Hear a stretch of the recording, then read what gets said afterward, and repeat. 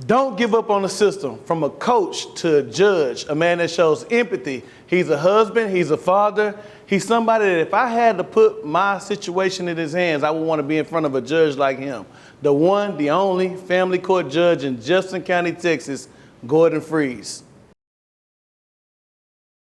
He told me, AJ, you either gonna be a politician or a pastor because you have a gift.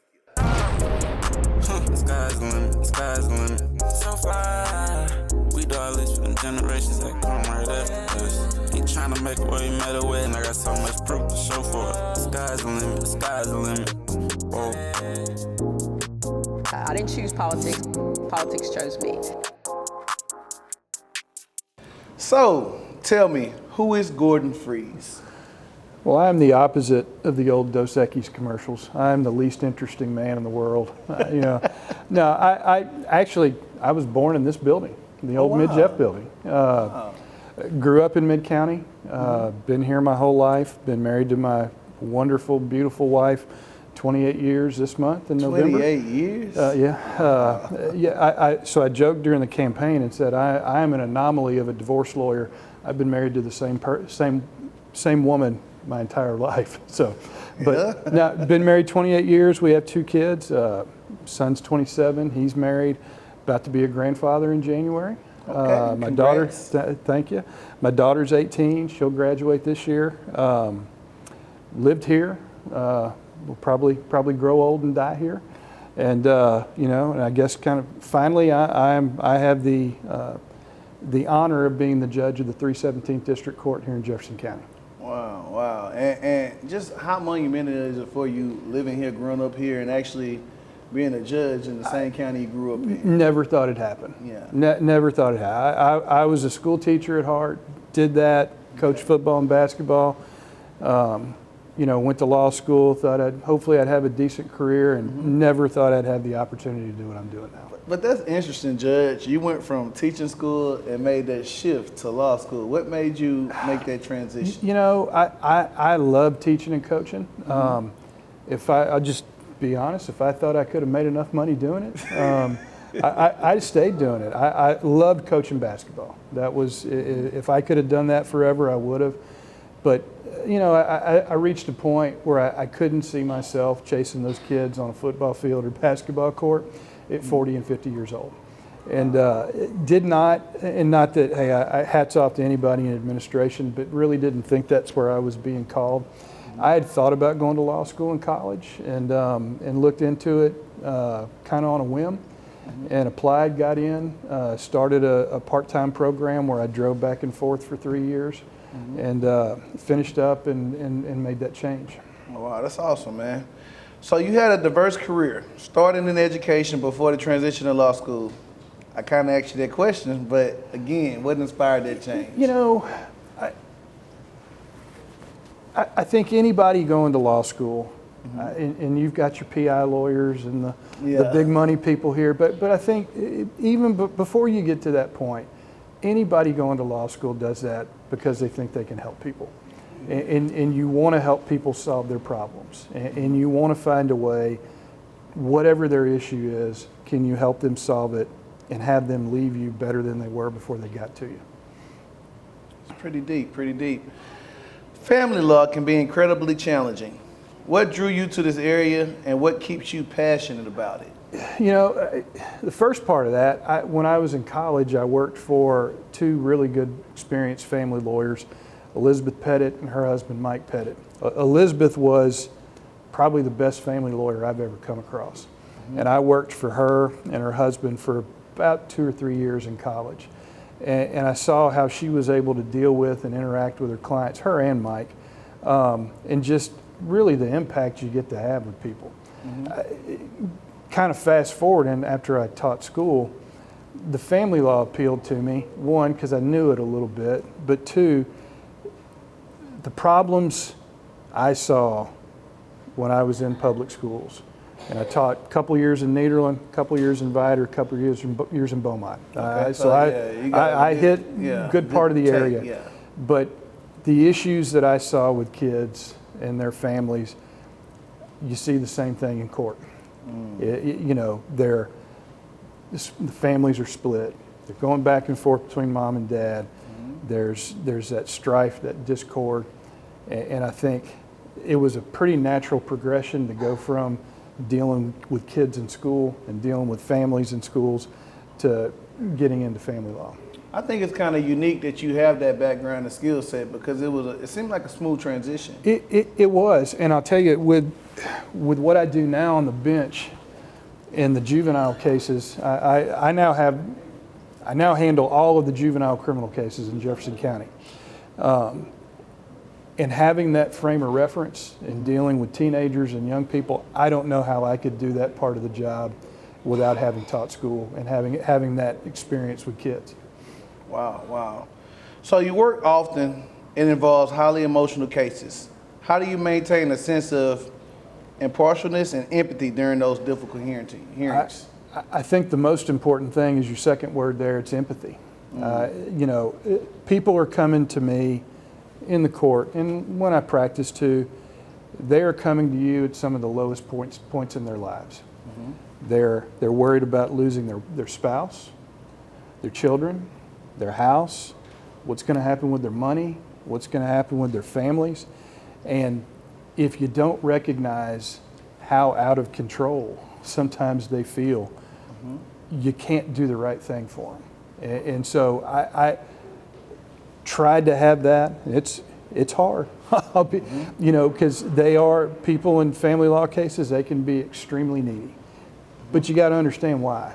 They are reaching a point in their life where everything is out of control. And sometimes all they want, whether it's from their lawyer, a judge, somebody, take control. Give me some rules, give me some structure, let me know that hopefully there's some rules, what's going to happen, but also that everything's going to be okay. And I think that is when I saw the question, you asked that one, the empathy part, I think is the biggest component of that to me.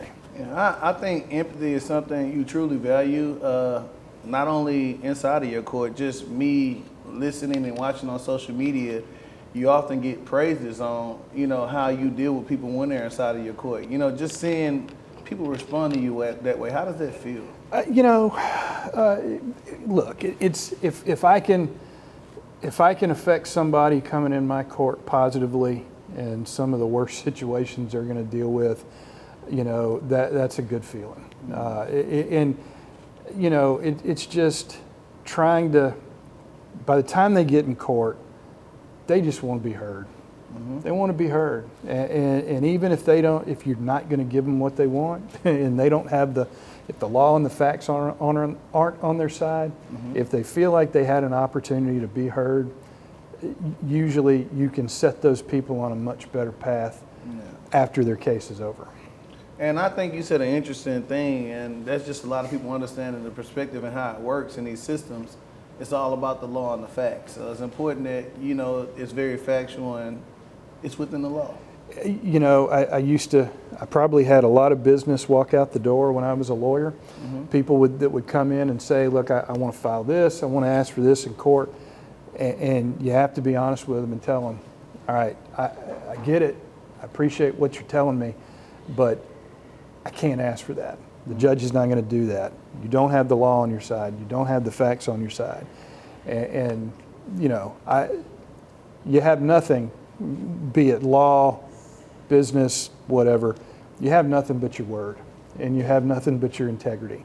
And you know, are there lawyers and are there people that will take their money and go in and fight a case that they know they probably can't win? Unfortunately, it happens. Not a whole lot. You know, I want to make sure I'm clear. Not a lot, but it does. It's the reality, you know, of the nature. But I think if you're not honest with them and you go into court, you're just setting people up for disappointment. And when you're dealing with their families and their kids, that's one of the worst things you can do. Yeah, because I know, and that's what I can just imagine. That's a pretty sensitive situation to be in, but that's the point of having this system in place, so you can actually leave it with an outcome that's fair. You hope. Just. You hope. You hope for both sides. Yeah.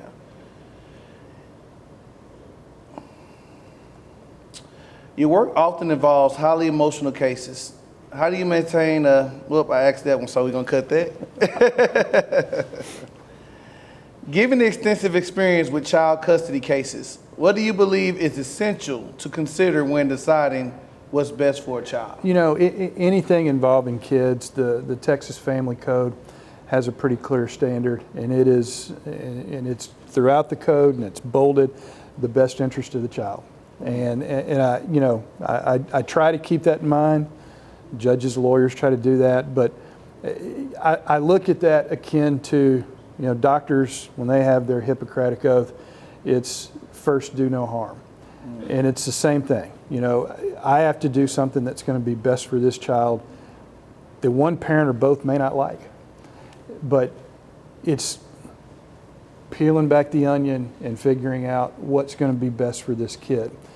And the hardest thing, or the biggest learning curve I've had, there is no one size fits all in custody cases. I agree. And, families are different, circumstances are different, kids are different.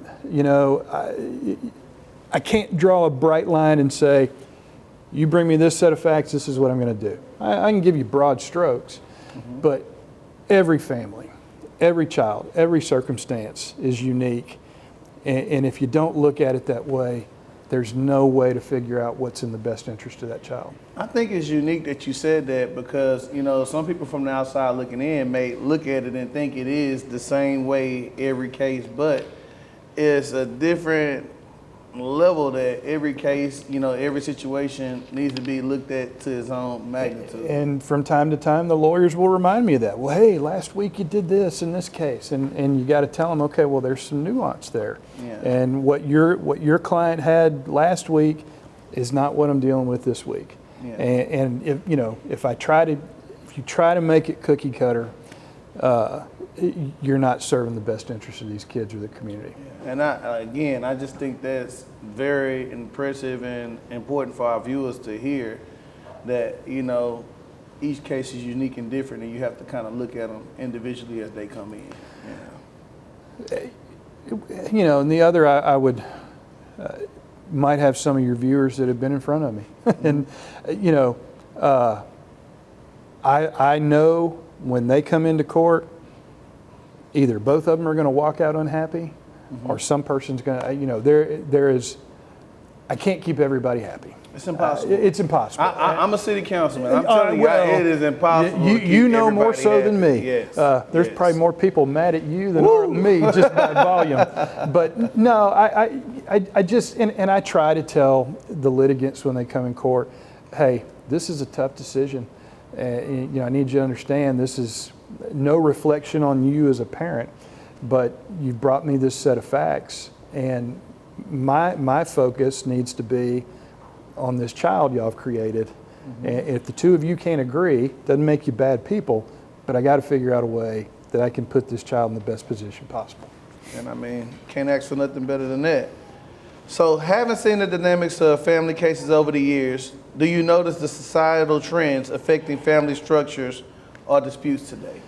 I think, kind of going back to a previous answer, all families are different. And, there's obviously, you have more unmarried couples at this point. That's just a kind of a societal trend. And so they don't have orders, they don't have structure. They come to you and, well, we've been doing this over the years. Well, how has that worked for you? Well, not great. He's good or she's bad. And just trying to replicate what they've done and figure out, all right, how can I put you in a good position after y'all have separated? The other one would be, trend-wise, social media. Yeah, social media is a whole different animal. It is, I get more, and lawyers will tell you this too, see more cases where social media is the cause of a breakup, or it is, you're putting things out there about your ex or your kids or whatever your circumstance that is not helpful. And once you put it out there, you really can't take it back. They screenshot it and it's out there. There is no unringing the bell. Yeah. And no, I just, social media and communication, with the younger generation, I hate sounding like get off my lawn, old guy. No, you know? don't. I'm in that generation. I got people younger than me. Like, even when it comes to my oldest daughter, she texts me. I have to correct her sometimes. I'm not your friend. Like, don't text. Use English. And you have couples that are communicating like this about their kids, and they come in, and it's just some of the stuff that they write is so just derogatory. And so I've started doing something when I have the back and forth text messages or instant messenger stuff on Facebook. We do what I call masterpiece theater. Okay. I print out their text and their exchange, and I make them read it out loud in person. And it makes, I don't do it to be silly or be funny. It kind of makes an impact on them. It's one thing to type that to the other person and be kind of the keyboard warrior, and not have to worry about the ramifications. When you're reading it out loud in court, and you have your family sitting behind you and the other person's family sitting behind you, and you're saying that to a judge who you've never met, and they try to sanitize it, whatever curse words, and they say, well, F didn't, oh no. Let's you read it as you wrote it. I've noticed that's made a pretty big impact. And I, what I try to tell them at the end, look, I'm not doing that to punish you, but I need you to understand how ridiculous it sounds. You wanted to crawl under that table while you're doing it because you sounded dumb. You were disrespectful to that other person. That is the mother of your child or the father of your child. You don't have to like them, and there's a reason you're breaking up, but you have to respect that person. If you don't respect that person, you are doing wrong by your child. And one of those things about social media is like, you get on social media, you say these things, and I'm a solution-driven person. So I'm like, okay, what are we solving? What are we trying to accomplish? What are we trying to gain? Can social media help me solve this problem? I'll say in the family law context, not very often. Because you're trying to rally people to your cause. I want to let everybody know how bad the other person is. It's at a certain point, your child's going to be old enough to see that. And they don't need that. Again, you're breaking up for a reason. And I tell people that all the time.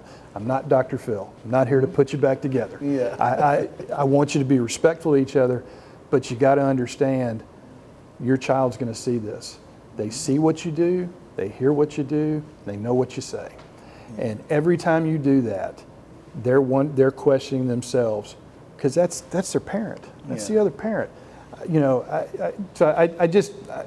I've started using that the last few months to prove a point.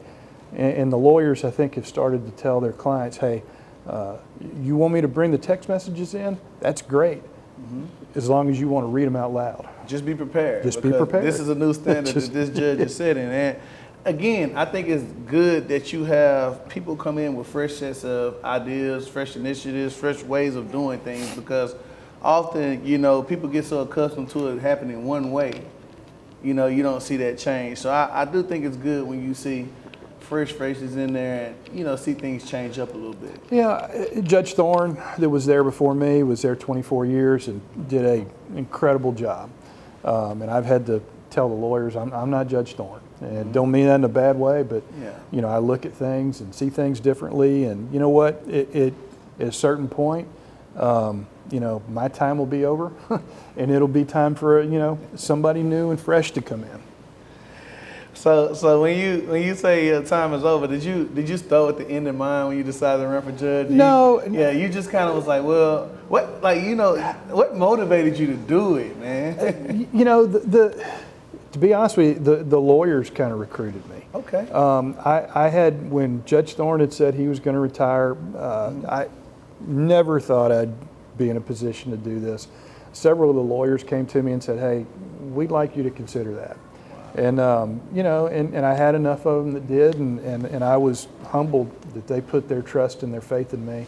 And a year later, after a pretty grueling campaign, there I was. But the unique thing about when actual colleagues or people come to you to value you for a position, that's pretty unique. I kind of experienced that when I ran for city council. I didn't just wake up and say I wanted to do it.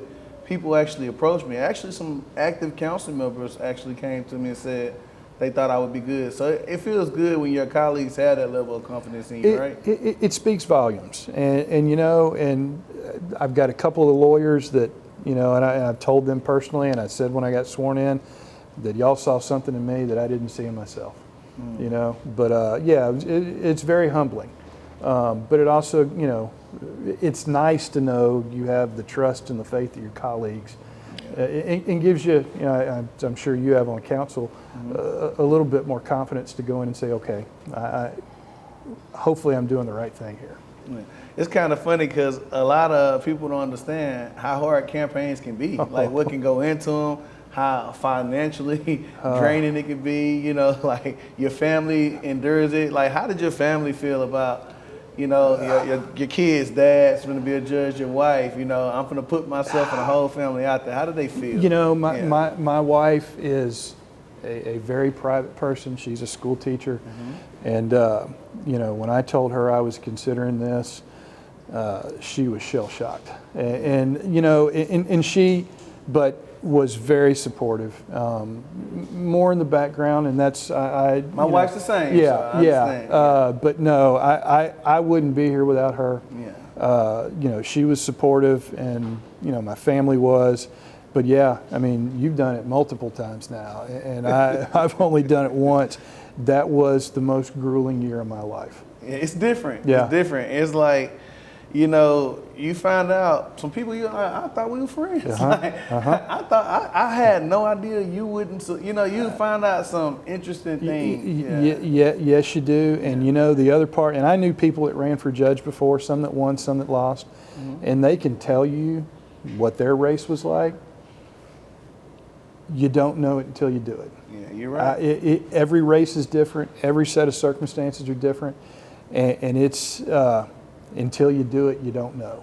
Yeah. But yeah, you find out who your friends are, and I, you know, as I told people, you know, during mine, hey, you want a friend in politics, get a dog, because even people you thought were your friends, you'll be surprised. You'd be surprised. You'll be surprised. So this next question, I know a lot of viewers will really enjoy this question. Many people look to court rulings as a final step. From your experience, what are some proactive ways families can avoid going to court? You know, what I tell people in court, when they get to me, I tell them I want you to go talk before we start our hearing. Because once you get in court and the lawyers do their job, and we've got a wonderful family law attorneys here, but their job is to fight. And they're going to say bad stuff about each side. And so what I always tell them is, look, anything you can do and come up with is going to be better than what I do. I don't know you. I don't know your children. I don't know your circumstances and your situation. So I've got to make a decision based on an hour hearing what you're going to do for the next 6 months while your divorce is pending. And who do you think can come up with something better? Me? I've never stepped foot in your house? No, you guys. Or the two of you that know your children? Wow. And so, you know, compromise. I know that can be a dirty word, and it's hard, you know, politics and families and divorces, but anything you can do to have some agreements in place before you get to court is going to be better than the Band-Aid I'm going to put on it. Yeah. And so, yeah, you know, it's just communication. Even if you're separating, and like I tell them all the time, I told you, you know, there's a reason you're splitting up, but it's not about you, especially if you have children. It's not about you. You've got to come up with something, and if you can, you know, you're going to be in a much better position than I can put you at the end of your case. I think that's interesting you said that, because my dad's first advice to me when I got married is no longer about you. It's a bigger picture. Your dad was a smart man. You got a wife, you're going to have kids. It's a bigger picture. It's not about you. And he made sure I understood that when kids come into play, it's on a whole nother level. Absolutely. And the difference with my dad that was unique is I actually seen him lead by example. Like, man, believe it or not, you know, I've never heard my dad say one cuss word. Now, I love my mama to death, disclaimer, but she says a few. My dad, I never heard it one time my whole life, and I'm 37 years old, not one cuss word.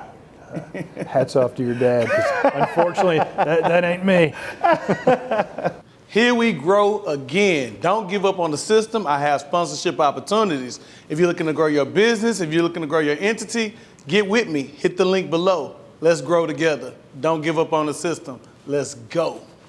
For young attorneys interested in family law, what qualities or skills would you say are essential for success in that field? Yeah, I keep coming back to it, but I think it was such a good point in your question. I think it's empathy. I think that is the biggest thing. You've got to be able to be empathetic with the problems people are bringing to you. And I swore, I think she might be your cousin, swore a lawyer in a couple weeks ago. She actually is, yeah. But she definitely has empathy. Yeah, but I told her, you know, they'd asked me, what do you think the qualities you need? In any area, but really to me more so family law than any. Know why you went to law school. Know why you're there. You're there to help people. You're there to help solve their problems. You know, they're coming to you with a legal system they know nothing about, and they're trying to navigate difficult circumstances in their life. And just remember and stay focused why you initially applied to law school, because you wanted to help those people solve those problems, and be empathetic, and just, you know, be firm, because sometimes you've got to tell them, you got to tell them, hey, what you're doing is wrong, you know, and the way you're handling yourself in this case is wrong. Be firm, be empathetic, and understand, you know, these are real people with real problems that, you know, really need solutions in their life. I think one thing similar to law school is like when you graduate from high school, you go to college and they say pick a major. How is it in law school when you graduate or you're going to law school? How do you kind of figure out your niche and what area you want to practice in? You know, wonderful question. I'd probably just say a lot of it depends. I mean, it may be your background. It may be some things you've done before you went to law school. I mean, for me, that was a big part of it, is having dealt with some really good family lawyers in the past.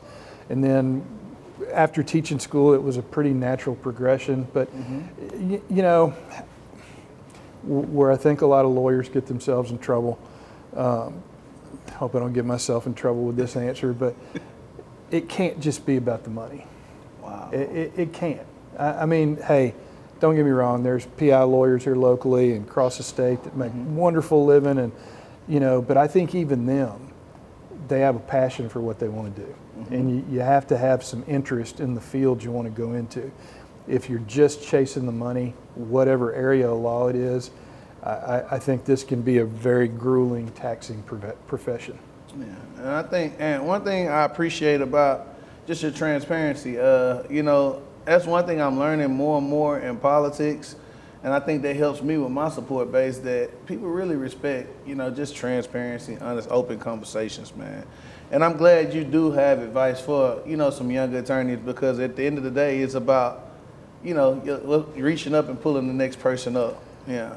Well, and we've, here in Jefferson County, we've got an aging bar. Yeah. We got a lot of older lawyers, and so we're trying to recruit some new ones to come in. So I'm all about doing anything we can to get more people to come into this area. Yeah. Speaking of Jefferson County, one thing that's big in your particular area is when Port Neches Groves and Needland play each other in football game. What is the name of that event? Mid-County Madness. Mid-County Madness. Can you kind of speak to, you know, some tradition, the atmosphere? I went to Mid-County Madness one time, and I showed up on time, and literally I parked so far I almost wanted to go home. That's how packed it was. Well, first I'll say, you know, go Dogs. You know, and we won this year. Okay. But no, there's, I think in this area, and even statewide, there's nothing like it. You have two communities that are really mirror images of each other, and they're Nederland, Port Neches, Groves, that are all in a pretty small geographic area. People go to church together, they work together. You know, their families with people across the tracks, and you know, the rest of the year, hey, maybe quietly I kind of root for P&G, and the same thing, you got some P&G people that'll root for Nederland, but that 1 week a year, it's we're gonna fight like demons. Draw that line. There is a line, and you know, we're gonna do whatever we can to beat you. But you know, look, with some of the biggest fans of Port Neches the last couple of years, P&G the last couple of years, when they've had some success in football, have been Nederland people. And you know, and I'm gonna say when Nederland gets there, some of the biggest supporters are going to be P&G people. So it's just, it really is, a lot of it's just the big sense of community. And you know, that is the biggest event of the year in Mid-County, and it's not even close. I know. I look. If you see it on the news, it's almost not an empty space in the stands. No. Yeah. So one of the on social media this year was there were a lot of parents couldn't get tickets, football parents, band parents, and so they were, we need to move it to Lamar or somewhere else, and I get it, but. No, you're going to have 11,000 people there every year. I think kind of sometimes when you take those big rivalries and you move them out of your community, it takes away. Yeah, it can take away. It's not the same. And the other one is a practical matter too. The groups that run the concession stands, they can fund their whole programs off that one game. Wow. Yeah, with the concessions that are sold.